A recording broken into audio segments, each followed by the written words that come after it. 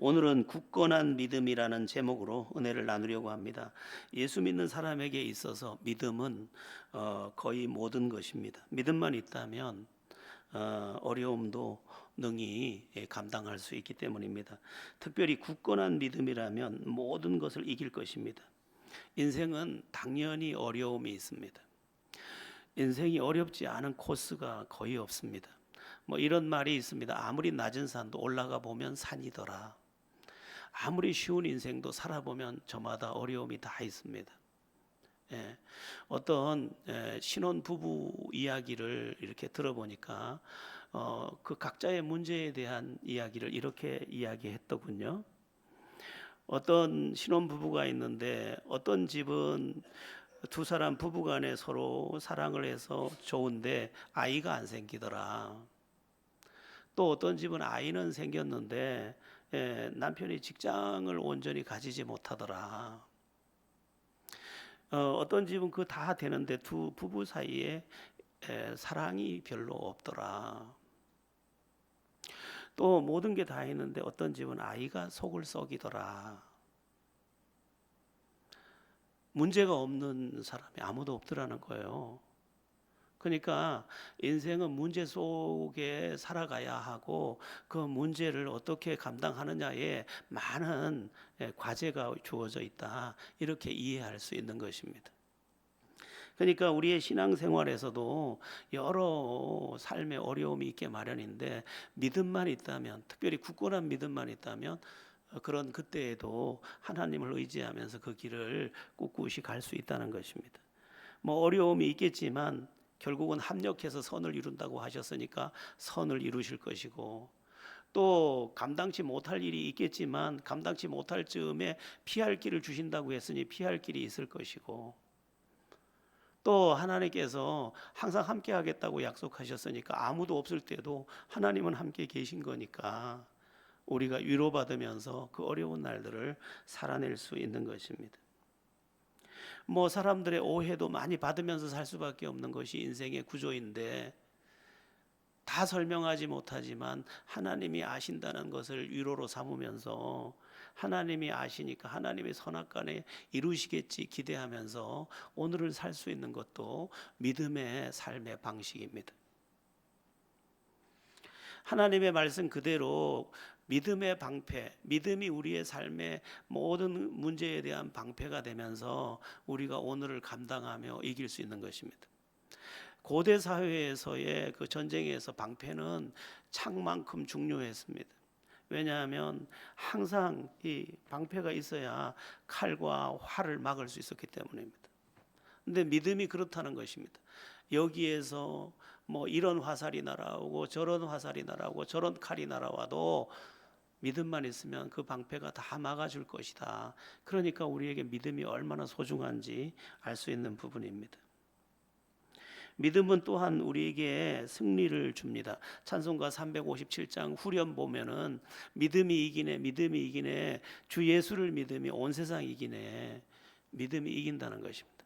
그래서 오늘 우리에게 굉장히 중요한 게 뭐냐, 그리고 지금 이 급박한 시대, 그리고 굉장히 지치기 쉬운 이 시대에 절대적으로 필요한 게 뭐냐, 굳건한 믿음이다, 이렇게 말씀하고 있는 것입니다.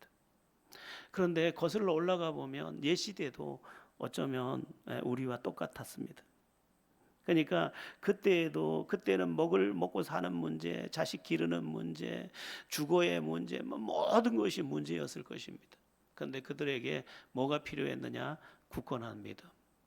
그래서 오늘 본문이 이제 사도 바울 일행이 3차 전도 여행을 떠나는 장면인데, 3차 전도 여행을 떠나는 그 목적이 뭐냐? 이전에 방문해서 복음을 전해서 하나님의 사람으로 거듭나게 된 그 사람들의 믿음을 굳건하게 하기 위해서 지금 3차 전도 여행을 떠나고 있다, 이렇게 말씀하고 있는 것입니다. 우리 함께 오늘 본문 23절을 한번 합독해 보겠습니다. 본문 23절입니다. 시작. 얼마 있다가 떠나 갈라디아와 부르기아 땅을 차례로 다니며 모든 제자를 굳건하게 하니라. 이전에 가서 전도했던 그 터에 가서 그들의 믿음을 굳건하게 하자. 이 목적으로 지금 3차 전도 여행을 출발하고 있는 것입니다. 얼마 있다가, 그러니까 안디옥에 어느 정도 머무르다가 다시 재정비를 하고 길을 떠나고 있는 제3차 전도 여행의 출발의 그 내용입니다. 사람은 어쩔 수 없이 이 세상을 살아가야 하는데, 이 세상은 여러 가지 문제가 얽혀 있는 구조입니다. 그러니까 우리가 문제 속에서 살다 보면 그 문제를 해결하기 위해서 이런 방법 저런 방법을 쓰는데, 그러는 동안에 나도 모르는 사이에 믿음이 조금씩 쇠퇴되면서 믿음으로의 삶을 살기가 어려워진다는 것입니다. 이전에는 불같은 뜨거운 믿음을 가지고 있었지만 살아남기 위해서, 또 생존하기 위해서, 또는 자식을 가르치기 위해서, 또는 집을 장만하기 위해서 여러 가지 이유 때문에 그 일에 전전긍긍하는 중에 나도 모르게 이제 굳건한 믿음이 이제 희미한 믿음으로 바뀔 수 있는 인생의 구조를 우리가 가지고 있다는 것입니다. 그래서 그들을 굳건하게 하기 위해서 지금 그 길을 가고 있는 것입니다. 여러분, 데살로니가전서 5장에 가면 항상 기뻐하라, 쉬지 말고 기도하라, 범사에 감사하라, 그 다음에 나오는 말씀이 성령을 소멸치 말며 이렇게 되어 있습니다. 그러니까 성령을 소멸치 말며, 그러니까 믿음을 소멸치 말라는 말과 동의어가 됩니다. 성령이 은혜를 주셔야 믿음 안에 거하는 거니까요. 그러니까 그럼 언제 성령이 소멸되느냐? 뭐 죄를 지으면 성령이 소멸되고, 우리가 어떤 사람에게 상처를 입히면 성령이 소멸됩니다. 그리고 성령을 거역하면 성령이 소멸됩니다. 그런데 가만히 있어도 성령이 소멸됩니다. 왜냐하면 나도 모르게 죄악된 세상에 살면서 그것들을 치닫거리 하느라고 나도 모르게 영적인 일에 비중을 두지 못하다가 자꾸만 나도 모르게 오래도록 그 베란다에 세워놨던 자전거에 바람이 저절로 빠져 있는 것처럼, 아무 짓도 안 했지만 나도 모르게 내 안에 은혜의 성령이 소멸되면서 나도 모르게 은혜에서 멀어져 있는 나를 보게 된다는 것입니다. 그래서 성경은 계속해서 뭐라고 말하냐? 깨어 있어라, 깨어 있어라, 너 자신을 깨워라, 이렇게 말씀하고 있는 것입니다. 어떤 점에서 보면 우리는 매일 영적 전쟁의 터 위에 있습니다. 왜냐하면 마귀가 우는 사자같이 두루다니며 삼킬자를 찾는데 먼저 우리의 믿음을 뺏으려고 하기 때문입니다. 그래서 우리는 나 자신을 깨우는 일에 항상 온 마음을 다해야 합니다. 자, 그러면 사도 바울 일행이 지금 제자들의 믿음을 굳건하게 하려고 지금 길을 떠나고 3차 전도 여행을 떠났는데, 사도 바울이 이 순회 그 전도를 하면서 이제 그 제자들을 굳건하게 하는 방법이 무엇이었을까? 그거는 지금이나 그때나 똑같습니다. 한 3가지 또는 4가지 정도로 정리할 수 있는데, 기본적으로 첫 번째는 말씀을 다시 가르친 것입니다. 말씀, 하나님의 말씀. 여러분, 믿음은 들음에서 비롯됩니다. 그러므로 그 말씀을 다시 들을 때 그들의 믿음이 다시 소성합니다. 예. 그래서 이스라엘이 바벨론 포로에서 돌아와서 회복되는 과정을 보면 뭐부터 하느냐? 말씀부터 듣습니다. 에스라가 단에 서서 말씀을 선포할 때 전부 일어나서 그 말씀을 듣다가 모두 통곡을 합니다. 회개하고 다시 회복되는 이스라엘의 모습을 봅니다. 언제나 하나님은 누구를 일으킬 때 무엇을 통해 일으키느냐, 그를 살려낼 때 무엇을 통해 살려내느냐? 하나님의 말씀, 당신의 말씀을 통해서 살려냈다는 것입니다. 그래서 듣는 자는 살아나는 것이죠. 특별히 생명이 있는 사람에게 생명의 말씀이 들어가니까, 생명의 양식이 들어가니까 그 생명이 왕성하게 일어서지는 것입니다. 그래서 복 있는 사람이 누구냐고 하면 말씀이 잘 들리는 사람입니다. 들어올 때 지쳐서 들어왔다가도, 들어올 때는 여러 가지 무거움으로 들어왔다가도 말씀을 듣고 나갈 때는 살아서 나가는 사람, 그가 건강한 신앙인입니다. 회복력이 좋아야 되는 것이죠. 저는 어디 멀리 여행을 갔다 와도 하루 자고 나면 몸이 가볍습니다. 이게 건강한 거죠. 그런데 우리 집사람은 그렇지 않습니다. 어디 열을 갔다 오면 열흘을 두루누워 있어야 됩니다. 이게 안 건강한 거죠. 예, 그거야 뭐 어떡하겠습니까? 근데 영적인 것은 똑같습니다. 영적으로 건강한 사람은 말씀 딱 한 번만 들으면 버쩍버쩍 일어나 버려요. 아주 짧은 한마디 말씀이 들렸는데 그 말씀이 굳건한 믿음을 가져다 주는 것입니다. 이 시간 오늘 우리에게도 똑같습니다. 누군가에게 하나님의 말씀이 성령의 은혜 안에서 들렸다. 그러면 그는 굳건한 믿음의 사람으로 일어서게 됩니다. 이게 하나님의 방법입니다. 그래서 신명기 6장에도 보면 이스라엘을 향해서 하나님이 그들을 일으키려고 할 때 뭘 외쳤느냐? 들으라 이스라엘아. 예, 히브리어로는 쉐마 이스라엘. 들으라 이스라엘아. 그러니까 들리면 살기 때문에 들으라 이스라엘아 이렇게 외쳤던 것입니다. 여러분 예배의 자리로 나올 때 될 수 있으면 하나님 나에게 주실 말씀이 무엇입니까? 들리게 하소서. 그 제가 오늘 이 설교를 준비해서 여기서 이렇게 전하는데 아까 찬양의 말씀 앞에서 그 찬양이 나오니까 굉장히 기쁘더라고요. 왜냐하면 우리도 모르는 사이에 영적 교감이 있어서 오늘 말씀에 대한 설교를 하니까 이게 나오나 보다 이렇게 여겨서 말씀입니다. 신앙의 첫 번째는 말씀입니다. 여러분 말씀을 듣는 거, 묵상하는 거, 적용하는 거, 때로는 암송하는 거, 그것을 살아내는 것, 이것을 감당한다면 여러분은 언제나 굳센 믿음의 사람으로 세상을 이길 것입니다. 또 가서 바울 일행은 3차 전도여행에서 그 사람들을 어떻게 굳센 굳건한 믿음의 사람들로 만들어냈을까? 두 번째는 기도를 가르치고 함께 기도했을 것입니다. 기독교 신앙의 구조는 똑같습니다. 2000년 전이나 지금이나 똑같습니다. 제가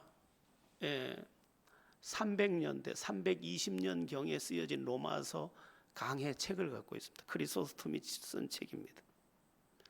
그 책의 설교가 오늘날의 우리 설교와 거의 같습니다. 깜짝 놀랍니다. 320년, 1700년 전의 이야기인데 1700년 전의 설교가 오늘 우리 강단의 설교와 크게 다르지 않습니다. 똑같습니다. 왜냐하면 여기에 성경이라고 하는 진리의 말씀이 텍스트로 있기 때문에 이것을 벗어날 수가 없는 것입니다. 그러면 지금 이 이스라엘 지금 전도되고 예수 믿고 지금 항상 좀 기뻐하다가 이렇게 약간 쇠락한 이들을 살리는 방법은 기도에 불을 지펴준 것입니다. 기도를 가르치고 함께 기도하면서 그들이 성령의 사람이 되도록 만들어낸 것입니다. 그 사실은 데살로니가 전서를 봐도 잘 알 수 있는데 쉬지 말고 기도하라는 것을 가르친 것을 봐서도 잘 알 수 있는 부분입니다. 사실 기도는 교회를 탄생시킨 하나님의 너무도 큰 통로였습니다. 오순절날 마가의 다락방에 120명의 그 문도들이 모여서 간절히 기도할 때 그 기도를 따라 성령이 그 기도의 음성을 따라 타고 내려왔습니다.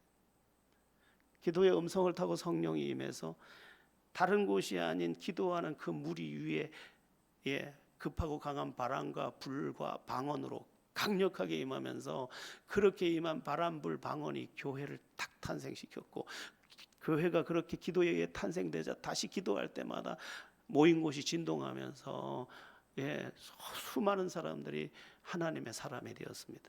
그게 교회의 역사입니다. 그러면 탄생만 그러냐? 아니에요. 교회의 생태가 건강해지는 그 모든 구조 앞에 뭐가 있었느냐? 진짜 기도가 있었던 거죠.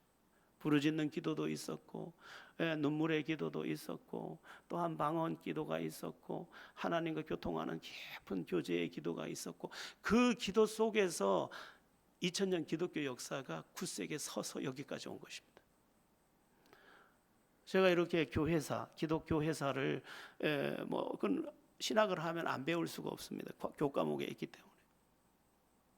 역사를 보면 면면이 그 등불이 꺼지려고 할 때마다 하나님이 기도의 사람을 일으켰던 것을 봅니다. 1517년 종교개혁 이후에도 그 뜨거운 불을 어디서 지펴 올리느냐? 독일 경건주의, 그 기도 생활, 그리고 말씀 생활 거기서 이들이 일어나기 시작하고 그게 이제 1603년에 넘어가면서 그 위대한 300년간의 청교도 운동으로 연결이 됩니다. 기도 운동, 기도 운동. 예.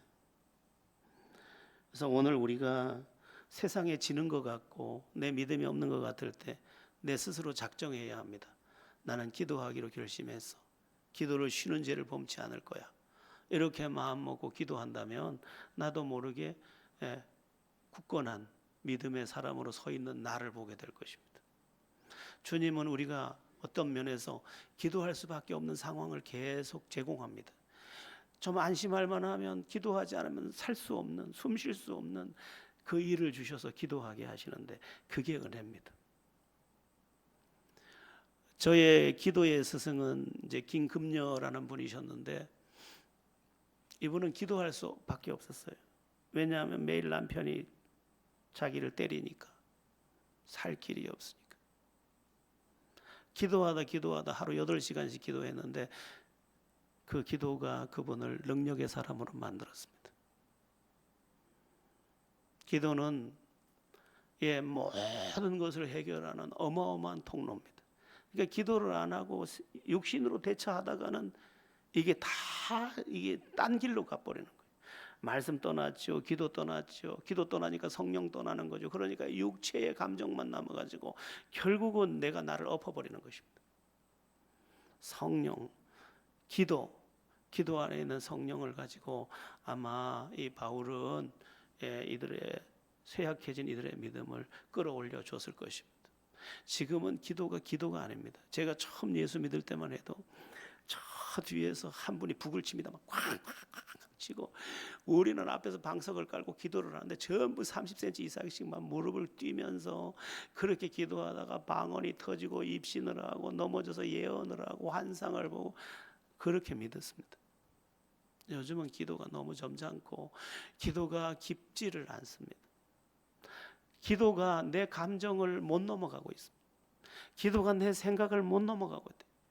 기도가 내 현실을 못 넘어가고 있는 거다. 이게 심각한 것입니다.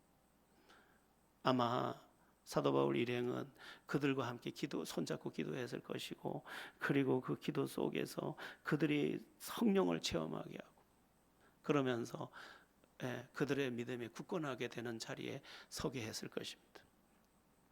세 번째까지만 할 건데 세 번째는 경건 생활의 중요성을 가르쳤을 것입니다. 내가 거룩하니 너희도 거룩할지니라는 말씀이 굉장히 중요한 말씀인데 육체의 연습은 약간의 유익이 있으나 경건은 범사에 유익하니라. 경건을 가르쳤을 것입니다. 경건은 다른 삶을 말하는 거예요. 세상과 구별된 삶을 말하는 거예요. 깨끗한 삶을 말하는 거예요. 그런데 이 깨끗한 삶이 능력이 있는 삶입니다. 너희는 다른 사람이야. 너희는 하나님의 사람이야. 하나님의 사람으로서의 삶을 산다면 그러면 성령을 소멸할 마귀의 영이나 죄의 영들이 이기질 못하니까 이 경건이 하나님의 은혜 안에 항상 있게 만들어주는 것입니다. 어떻게 보면요, 말도 조심해야 되고 표정도 조심해야 되고요. 왜냐하면 성령은 지극한 인격이고 거룩하신 분이기 때문에 우리가 입술의 말만 부정하게 해도 성령이 상처를 받는 거죠. 그러니까 이들의 믿음을 세워주기 위해서 경건을 요청했을 것입니다. 아까 제가 조금 전에 말씀드렸던 독일 경건주의, 이게 엄청 유럽을 뒤덮는 부흥 운동의 그 불씨가 됩니다. 1517년에 마틴 루터가 종교 개혁을 하면서 오직 믿기만 하면 구원이다라고 가르쳐 놓으니까 이제 도덕 회의론이 와버렸습니다. 아니 우리가 이렇게 살아도 예수 믿기만 하면 죄사함이고 구원이래. 그래서 도덕 폐기론이 막 이 사람들의 가슴을 파고들었습니다. 아니 어차피 인간은 죄인이기 때문에 죄를 질 수밖에 없는데 예수 믿기만 하면 죄사함이 구원이래. 이게 그냥 팽배하면서 1517년에 타오르던 불이 서서히 가라앉기 시작했습니다. 그때 요한 아른트라는 사람, 야콥 슈페너라는 사람, 이런 사람들이 주님은 우리가 거룩하기를 원하십니다. 그러면서 경건주의를 외치기 시작했는데 세상에 꺼졌던 불이 다시 붙기 시작하는, 이 불이 독일에서 시작됐는데 이 불이 그 도보 해협을 건너서 영국을 불사르고 스코틀랜드를 불사르고 온 유럽을 불사르면서 300년 동안 이 불이 꺼지지를 않습니다. 뭐 우리가 알고 있는 뭐 유명한 많은 사람들의 청교도의 주역들입니다. 그들이 뭘 했느냐? 경건. 그래서 가정 예배하면서 이들은 매일매일 자식에게도 경건을 가르쳤습니다. 오늘 우리도 경건을 회복해야 합니다. 우리가 예수 믿는 순간에 4가지 전쟁이 시작됩니다. 예수님을 믿는 순간 4가지 전쟁이 시작되는데, 첫 번째가 뭐냐? 죄와의 전쟁이에요. 죄가 우리를 자꾸 넘어뜨리려고 해요. 우리가 건강하다는 것은 죄성도 강하다는 것을 의미합니다. 죄성도 강한 거예요. 예. 건강하다는 건 그런 거예요. 죄가 우리를 넘어뜨리려고 합니다. 그래서 죄와 싸워야 돼. 그래서 죄와 싸우되 피 흘리기까지 싸우라고 돼 있는 부분이 바로 그 부분이고, 두 번째 싸워야 될 게 뭐냐면 세상입니다. 세상 가치관. 잘 먹고 잘 살면 끝이야. 너는 너의 거야. 네 마음대로 해. 이게 세상 가치관. 세상과 싸워야 되는 것입니다. 우리를 다른 존재로 주님이 탄생시켰기 때문에 세상의 가치관과 싸워야 합니다. 세 번째는 마귀와 싸우는, 우는 사자같이 두루다니며 삼킬 자를 찾는 마귀는 어마어마하게 교묘합니다. 뱀이 또아리를 들고 숨어서 자기 정체를 감췄다가 어느 순간에 그 삼키듯이, 여러분 가을 산이 제일 무서운 게 뱀이거든요. 가을 낙엽색하고 똑같이 생긴 게 독사입니다. 이 보호색까지 딱 떼어가지고 있으면 아무도 알아볼 수가 없는데, 물렸다 하면 처치를 즉시 안 하면 산에 내려오기 전에 죽습니다. 마귀와 싸워야 됩니다. 마귀는 교묘합니다. 어떤 때는 그 말을 들었더니 막 서운함이 들어오고, 그 이야기를 들었는데 감정이 통제가 안 되고, 이게 마귀라는 놈이 우리의 약한 부분을 얼마나 부추기는지 모릅니다. 마귀는요, 네가 그렇게 하면 네가 얼마나 억울하냐, 얼마나 손해냐. 이 마귀가 거짓의 아비 아닙니까? 이름이 거짓의 아버지요. 그 거짓의 아비가 속이니까 안 넘어갈 자가 없는 거예요.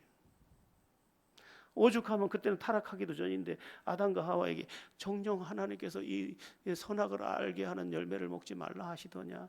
이 뉘앙스를 희상하게 만들어가지고 속아서 먹게 만들어. 그리고는 인생을 저주로 만들어. 마귀와 싸워야 합니다. 네 번째가 나의 자아입니다. 나의 병든 자아와 싸워야 합니다. 그냥 두면 안 됩니다. 나의 옛사람과 싸우는 거예요. 이 싸움을 해야 되는데 이 4가지가 합해지면 경건입니다. 그러니까 내가 예수 믿는 순간 싸움이 이 4가지가 무조건 시작된 거예요. 이 4가지 싸움을 만약 감당해냈다 그러면 그는 참으로 아름다운 사람입니다. 이 4가지가 되면 마귀도 저건 건드려봤자 소용이 없다. 못 건드린다는 거예요. 건드려봤자 저거는 마귀가 갔다가 이렇게 우리가 한 길로 쫓아갔다 7길로 도망가겠다. 야, 가자. 쟤는 안 돼. 마귀도 인정하는 우리가 되는 것입니다. 4가지 싸움. 그래서 경건입니다. 아마 또 가르쳤을 겁니다. 사랑해라. 제가 이렇게 쭉 보니까 주님께서 우리 보고 원수도 사랑하라고 하셨는데 원수를 위해서 그런 게 아니시더라고요. 원수가 있어서 원수를 갖고 났더니 그가 또 와서 나를 원수로 여겨서 그가 또 나에게 원수가 되는 거죠. 악한 고리를 두지 말라는 거죠. 그냥 손해봐. 그냥 눈물 흘려. 그리고 그를 축복해. 내가 갚을게. 내가 책임질게. 사랑을 가르쳤을 것입니다. 왜냐하면 사랑은 악을 불러오지 않기 때문입니다. 중국에는요 5대째, 6대째, 10대째 원수된 집안들이 있습니다. 이 집에서 이 집에게 피해를 보고 난 이후에 이 집이 어쨌든 이 집 망하게 하기 위해서 온 가족이 똘똘 뭉쳐서 어느 정도가 되면 이 집을 망하기 위해서 그 힘을 다 써버립니다. 망한 이 집이 또 죽으면서 이렇게 얘기합니다. 저 오씨 집안을 무조건 멸해라. 이건 내 유언이다. 이러고 죽어버려요. 그러니까 이 자식들이 오씨네 죽이려고. 중국엔 그런 집안들이 많이 있습니다. 결국은 앞집 뒷집이 서로 죽이다가 100년 200년을 서로 통곡하고 이갈다가 끝나버리는 거죠. 주님은 그러지 말라는 거지. 나쁜 것들이 결박되어 왔다면 너는 사랑으로 다 끊어버리고 끝내라는 거죠. 저주의 고리를 두지 말라는 거죠. 사랑은 율법의 완성이라고 했는데 우리가 더 배워야 되는 거, 끝까지 힘들지만 해내야 되는 거, 기도하며 감당해야 되는 거 사랑입니다. 그래서 아마 사랑을 가르쳤을 겁니다. 우리도 우리가 연약해 있다면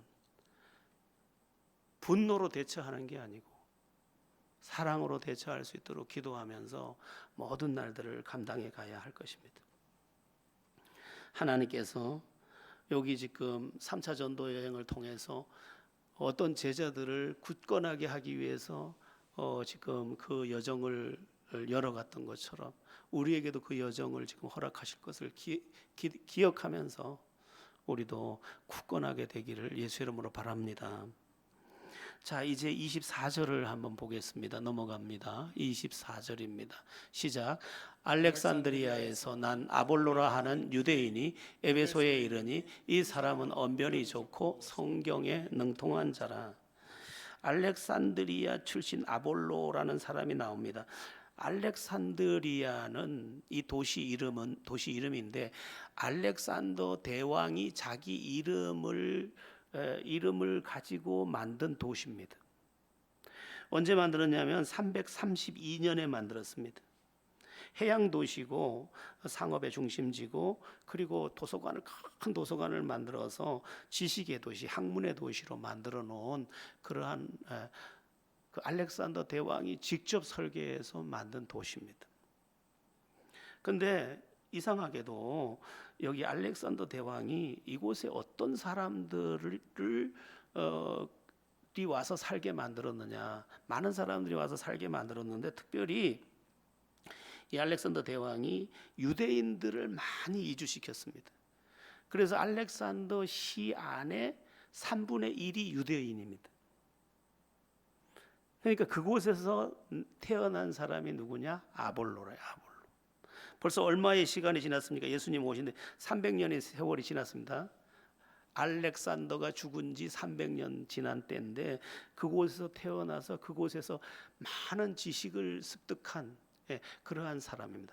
이 지금 아볼로가 살고 있던 제3차 전도여행 당시에 필로라고 하는 엄청난 철학자가 이 알렉산드리아 도시에 살았는데 이 아볼로가 그 필로의 제자였을 것으로 그렇게 봅니다. 그런데 이 아볼로는 어떤 사람이었냐면 언변이 좋고 또 성경에 능통한 자라 이렇게 되어 있습니다. 이게 말주변이라고 하나요? 말솜씨라고 하나요? 특별히 말 잘하는 사람이 있는데 이 아볼로가 그렇게 말을 잘한 언변을 아주 타고난 사람이었고 그 다음에 성경에 대해서도 성경에 어떤 내용이 들어있는지 일목요연하게 다 아는 그러니까 알렉산드리아에 있는 여러 그 도서관의 책들을 섭렵할 때 성경도 섭렵한 사람이라는 거죠. 그러나 불행하게도 성경을 그렇게 많이 알았지만 요한의 세례밖에 몰랐다 이렇게 되어 있습니다. 25절 한번 보시죠. 25절 한번 읽어보겠습니다. 그가 일찍이 주의 도를 배워 열심으로 예수에 가는 것을 자세히 말하며 가르치나 요한의 세례만 따름이라. 요한의 세례는 물 세례를 말합니다. 교회 1년 다녔더니 세례 주는 거예요. 성부와 성자와 성령의 이름으로 세례를 주노라. 그것처럼 그런 그 예식으로서의 세례만 알았다. 그러니까 바꿔 말하면 불세례, 성령 세례, 거듭난 체험은 없고 거듭난 믿음은 없었다 이 말입니다. 여러분, 우리의 믿음을 점검해야 합니다. 내가 진짜 거듭났을까? 내가 진짜 예수를 믿는 사람이 맞을까? 점검해야 됩니다. 나중에 이제 우리가 여기가 지금 18장 하고 있는데 19장에 가면 에베소에서 바울이 그 에베소 사람들에게 묻는 질문이 나오는데 너희가 믿을 때 성령을 받았느냐 질문하는 내용이 나옵니다. 왜 물어봤을까요? 얘기하다 보니까 이게 영적으로 모르는 게 드러나거든. 이 사람 거듭난 사람들이 아닌데 성령 안에서 믿은 게 아닌데 그걸 발견한 것이죠. 이야기를 나눠보면 그 사람 안에서 예수가 만져져야 되는데 예수가 안 만져지고 그 사람 안에서 생명이 만져져 있는데 생명이 안 만져지는 거죠. 그것처럼 학습된 신앙과 또한 거듭난 신앙은 아예 전혀 다른 것입니다. 나무라도 같은 나무라도 땅의 뿌리에 연결돼서 생명이 있는 나무가 있고 그냥 서 있는 나무도 막대기도 있는 겁니다. 나무는 나무가 맞지만 생명이 있는 나무가 있고 그냥 나무 뭉치일 수도 있는 것입니다. 그 나무가 아무리 크고 대단해도 생명이 없을 수 있고 아무리 작아도 생명이 있는 나무일 수 있는 것입니다. 여러분은 어떻습니까? 저는 이거 확인하기 위해서 오살리 금식기도원에 가서 3일 동안 금식했었습니다. 그리고 3일째 되던 저녁쯤에 확인이 되고 그래서 3일 금식하기로 정했는데 3일째 날 저녁은 식사하고 내려왔습니다. 여러분은 확인하셨습니까? 우리 종교 생활은 어떻게 보면 안타까운 겁니다. 물론 여기 교회 안에 와 있으니까 주님의 말씀을 들을 기회가 많지만 믿는다고 믿는 것에서 머물러서는 안 됩니다. 나는 하나님의 사람으로 태어났을까? 나는 구원받은 하나님의 사람이 맞을까? 이것을 질문해 봐야 합니다. 주여 주여 부르는 자가 다 천국에 들어갈 것이 아니라고 했지 않습니까? 자, 그러면 내가 예수 믿는다는 증거는 뭘까? 내가 진짜 예수 믿는다는 증거는 뭘까? 요한일서 5장 10절에서 12절을 우리 함께 읽어보겠습니다. 요한일서 5장 10절에서 12절입니다. 우리 합독합니다.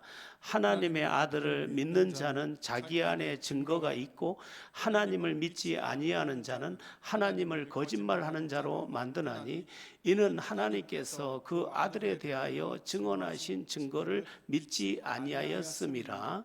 또 증거는 이것이니 하나님이 우리에게 영생을 주신 것과 이 생명이 그의 아들 안에 있는 그것이니라. 아들이 있는 자에게는 생명이 있고 하나님의 아들이 없는 자에게는 생명이 없느니라. 아멘. 12절만 주목해 주세요. 아들이 있는 자에게는 생명이 있고 하나님의 아들이 없는 자에게는 생명이 없대요. 그러니까 이게 뭔 얘기냐면 내 안에 예수가 있어야 내가 하나님의 사람인 거예요.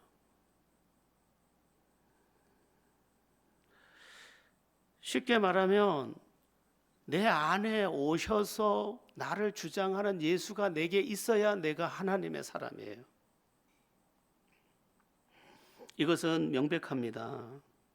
그래서 영접하는 자, 곧 그 이름을 믿는 자들에게는 하나님의 자녀가 되는 권세.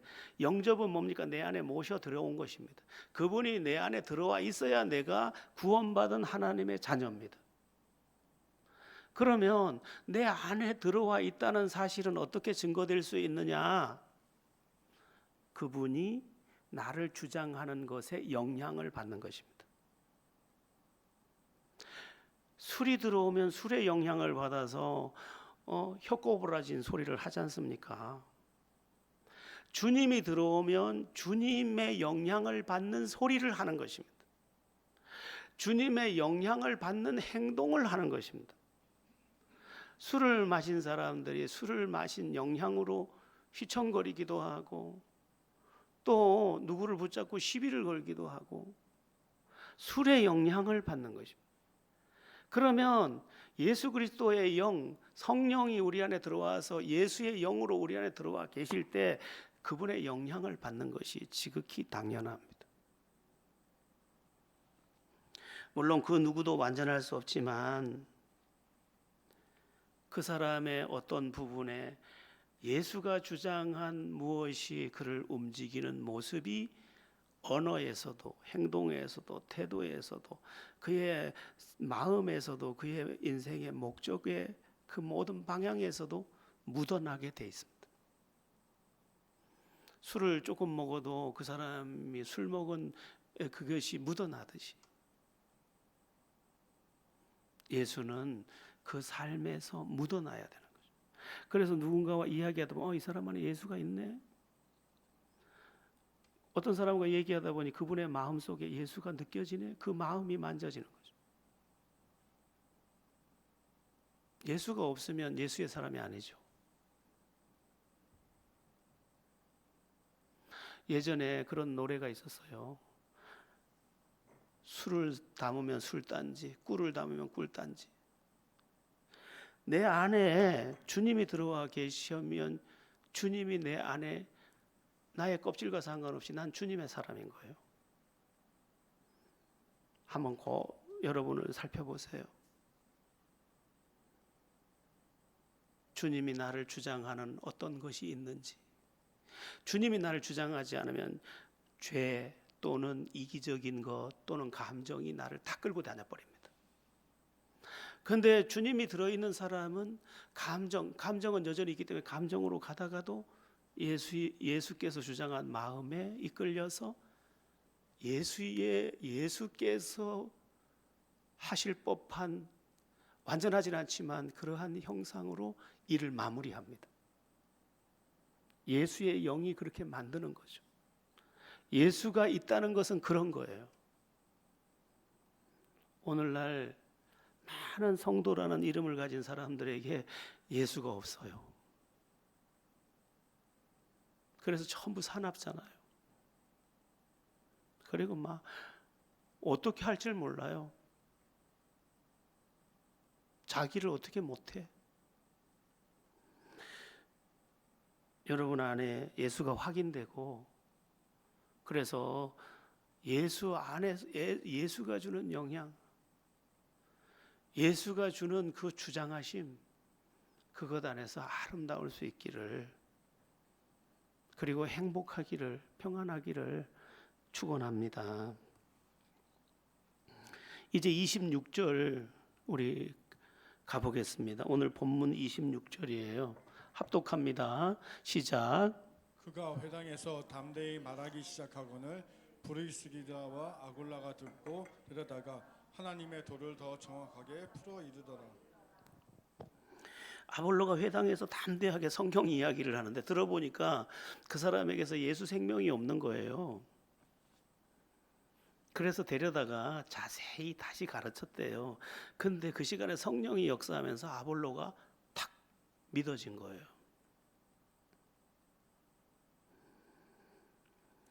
그러니까 예수 믿으면 제사함 받고 구원받는 것을 이 당시에 말하는 이제 성경은 구약 성경을 말하니까 그 구약 성경을 통해서 오실 예수에 대해서 그분이 어떻게 우리의 죄를 대신하고 그분이 어떻게 오셔서 우리를 영원한 승리자로 만들지를 가르쳤더니 이미 알고 있는 선지식에 더한 이 깨우침과 성령의 역사로 완전히 믿음의 사람이 되더라는 거예요.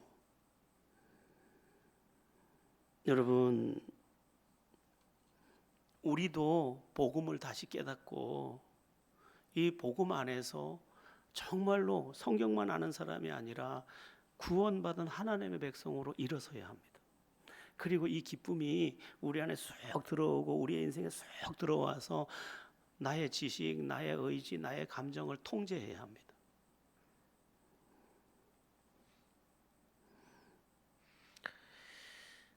자, 이제 아볼로가 그러면 어떻게 됐을까요? 27절을 한번 보겠습니다. 27절입니다. 시작.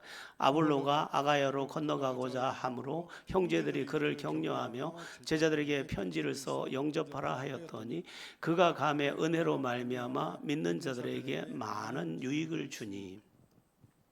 이제 거듭나서 이미 알고 있던 성경을 통해서 이제 주님의 사람으로서 이제 복음을 외치기 시작했더니 이 복음으로 인해서 많은 사람들이 유익을 얻었답니다.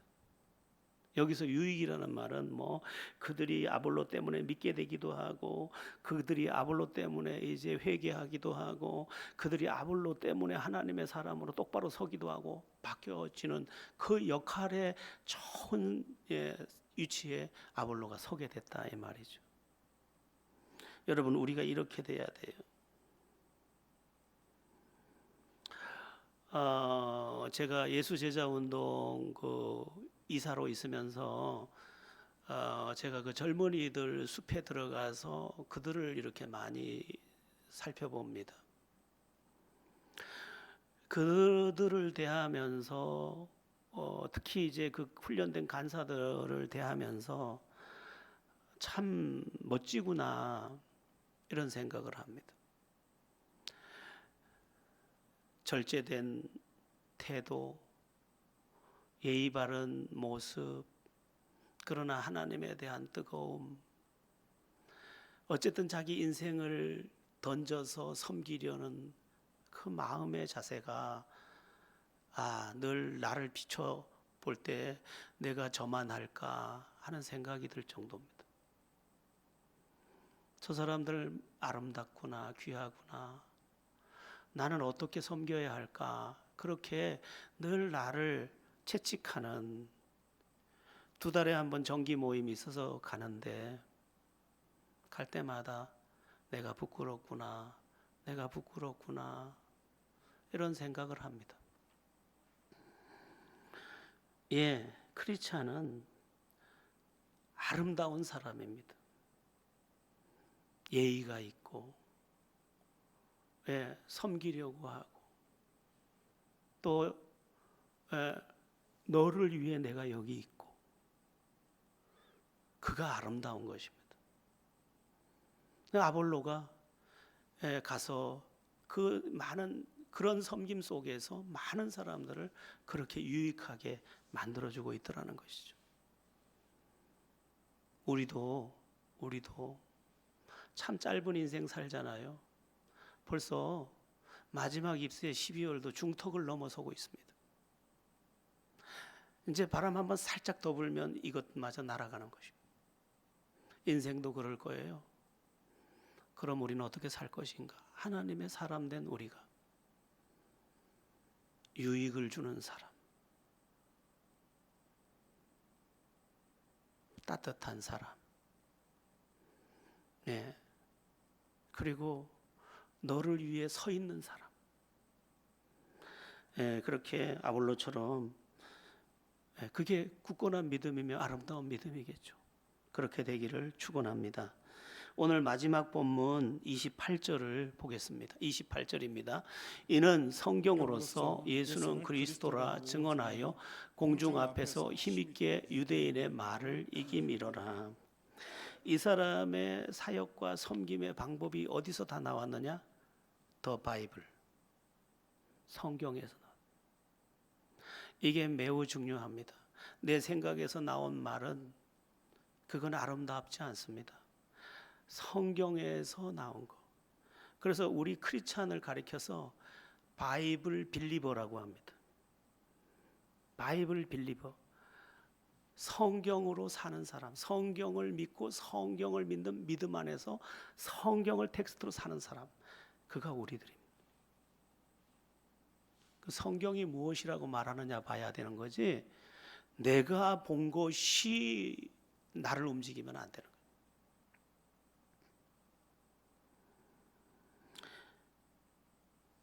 우리 모두 성숙한 하나님의 사람이 되어야 합니다. 그러려면 우리를 움직이는 것은 성경, 그리고 우리를 움직이는 것은 기도의 무릎에서 비롯된 성령, 그리고 주님이 우리 가르쳐 주신 경건, 그리고 인자가 온 것은 섬김을 받으려 아니라 섬기려 하고 많은 사람의 대속물이 되게 하려니라 섬김 정신, 그리고 복음 증거, 이것에 우리의 삶을 드려야 합니다. 여기 외치고 있는 저 또한 이것에 온전하지 못함을 고백합니다. 그러나 우리에게 주신 말씀은 이것입니다. 우린 다시 주님의 사람으로 굳건하게 일어나서 굳건한 믿음의 사람답게, 거듭난 믿음의 사람답게 그렇게 아름답고 그렇게 모든 이에게 유익을 주는 그런 하나님의 사람들, 그리고 축복의 사람들, 행복한 빛의 용사들 다 되기를 예수의 이름으로 축원합니다.